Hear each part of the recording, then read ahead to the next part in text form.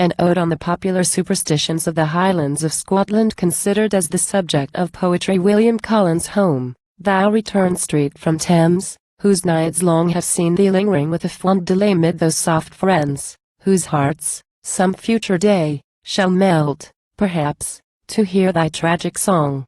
Go, not unmindful of that cordial youth whom, long endeared thee, thou leave straight by Lavent's side.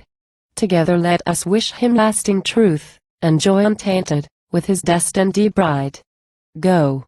Nor regardless, while these numbers boast my short-lived bliss, forget my social name. But think far off how, on the southern coast, I met thy friendship with an equal flame.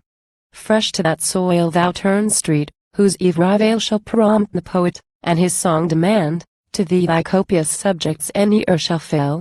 Thou need street but take the pencil to thy hand, and paint what all believe who own thy genial land. There must thou wake perforce thy dark quill. 'Tis fancy's land to which thou set saint thy feet. Where still, 'tis said, the fairy people meet, beneath each birken shade, on mead or hill.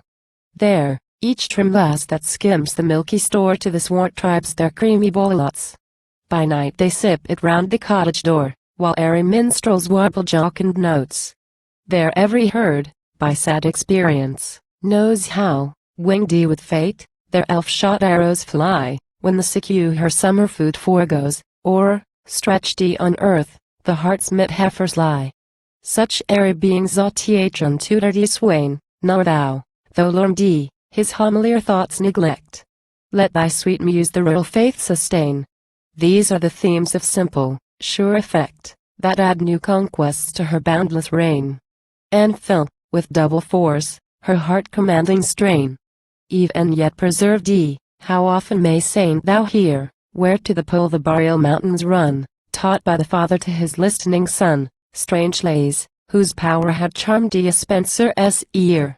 At eve I pause, before thy mind pausest, old runic bards shall seem to rise around, with uncouth lyres, in many-colored vest, their matted hair with boughs fantastic crown thee, whether thou but saint the well-taught hind repeat the choral dirge that mourns some chieftain brave, when eve I shrieking made her bosom beat, and strew thee with choicest herbs his scented grave. Or whether, sitting in the shepherd's shield, thou hear saint some sounding tale of war's alarms. When at the bugle's call, with fire and steel, the sturdy clans poured thee forth their bony swarms, and hostile brothers met to prove each other's arms. 'Tis thine to sing, how, framing hideous spells, in Sky's lone isle, the gifted wizard seer, lodged in a wintry cave with fate's fell spear, or in the depth of Ist's dark forest dwells, how they, whose sight such dreary dreams engross, with their own visions oft astonish thee droop. When, o'er the watery strath, or quaggy moss, they see the gliding ghosts' unbodied troop. Or, if in sports, or on the festive green, there, piercing glance some fated youth descry, who now, perhaps, in lusty vigor seen, and rosy health, shall soon lamented die. For them the viewless forms of air obey. Their bidding heed, and at their beck repair, they know what spirit brews the stormful day, and heartless, oft like moody madness, stare to see the phantom train their secret work prepare. 25 lines in this section are missing from available manuscripts. What though far off, from some dark dell espied, his glimmering mazes cheer th excursive sight, yet turn, ye wanderers, turn your steps aside, not trust the guidance of that faithless light. For watchful, lurking, mid th unrustling reed, at those murk hours the wily monster lies, and listens oft to hear the passing steed, and frequent round him rolls his sullen eyes, if chance his savage wrath may some weak wretch surprise. Ah, luckless swain, o'er all unblessed indeed, whom late bewildered he in the dank, dark fen, far from his flocks and smoking hamleton. To that sad spot his wayward fate shall lead, on him, in ragged, the fiend in angry mood, shall never look with piteous kind concern, but instant, furious, raise the whelming flood o'er its drowny bank, forbidding all return. Or, if he meditate his wish the escape, to some dumb hill that seems uprising near, to his faint eye the grim and grisly shape, in all its terrors clad, shall wild appear. Meantime the watery surge shall round him rise, poured ye sudden forth from every swelling source. What now remains but tears and hopeless sighs? His fear-shook limbs have lost their youthly force, and down the waves he floats, a pale and breathless corse. For him in vain his anxious wife shall wait, or wander forth to meet him on his way. For him in vain at the fall of the day, his babes shall linger at th unclosing gate. Ah, and ere shall he return, alone, if night her travelled limbs in broken slumbers steep, with drooping willows dressed his mournful sprite shall visit sad, perchance, her silent sleep. Then he, perhaps, with moist and watery hand, shall fondly seem to press her shuddering cheek, and with his blue swollen face before her stand, and, shivering cold, these piteous accents speak: Pursue, dear wife, thy daily toils pursue, at dawn or dusk, industrious as before. Nor e'er of me one hapless thought renew, while I lie weltering on the osier shore, drowned by the Kelpie's wrath, nor e'er shall aid thee more. Unbounded is thy range. With varied style thou muse may, like those Fethri tribes which spring from their rude rocks, extend her skirting wing round the moist march of each cold hybrid isle. To that hoar pile, which still its ruin shows, in whose small vaults a pygmy folk is found, whose bones the delver with his spade upthrows, and culls them, wondering, from the hallowed ground.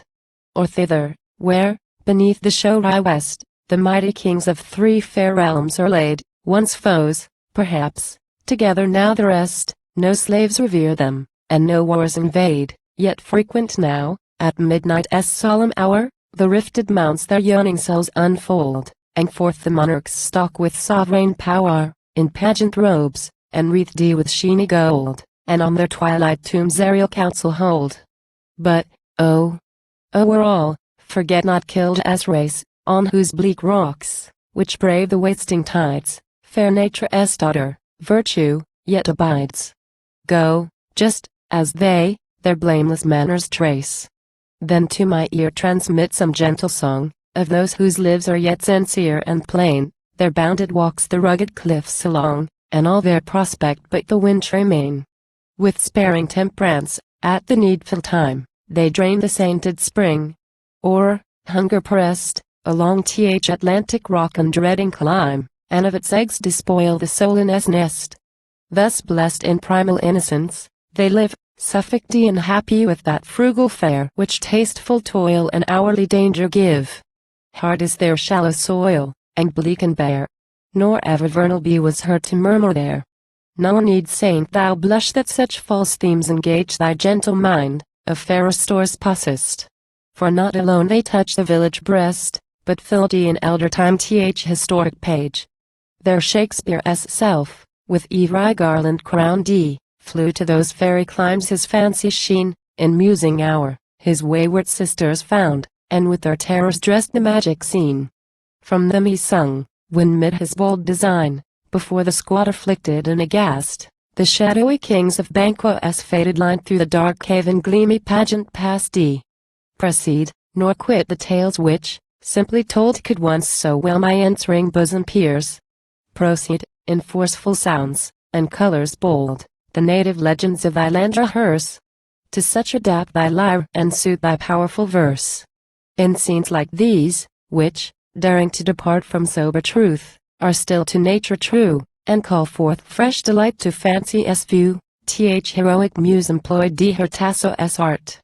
How have I trembled, when, at Tancred's stroke, its gushing blood the gaping cypress poured when each live plant with mortal accents spoke, and the wild blast upheaved the vanished sword.